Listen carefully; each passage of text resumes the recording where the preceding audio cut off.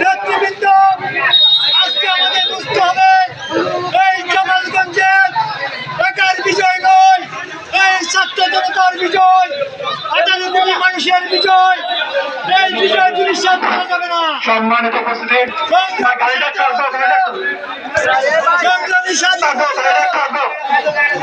আজকে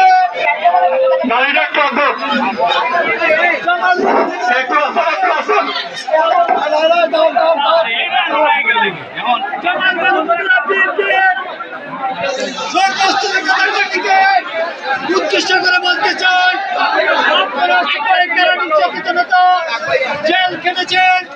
এই 17 বছর অন্যায়ভাবে খুনের বিরুদ্ধে লড়েছেন। তাই জামাল মুজিবুর বিএনপির পক্ষ থেকে সকলকে সংগ্রামী অভিনন্দন ও ঈদ মুবারক জানাই।